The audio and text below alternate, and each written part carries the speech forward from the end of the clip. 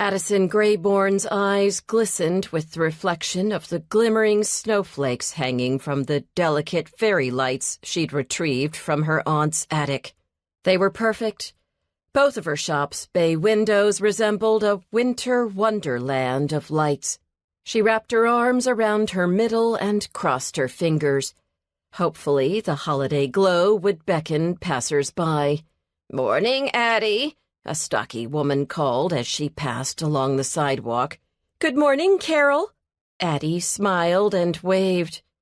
Had it really only been just over a year since she'd established Beyond the Page, her book and curio shop?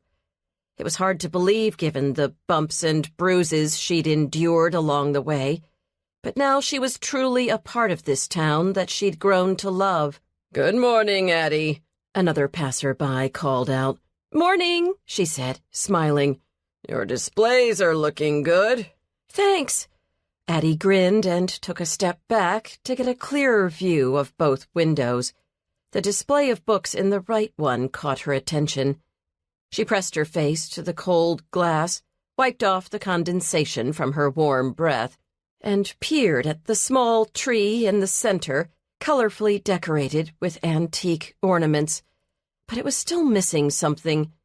Tinsel. That's what it needed. And the book sets she'd wrapped with holiday ribbon displayed like gifts beneath it on a red skirt needed an extra splash of sparkle to make it all just perfect. She made a mental note to buy tinsel and added another package of artificial snow to her shopping list. Outdoor inspection complete, she opened the door to her store and drew in a deep breath. The crisp smell of the New England sea air, combined with the scent of old books and leather, tickled at her nose. But this morning, she also detected the hint of a new aroma.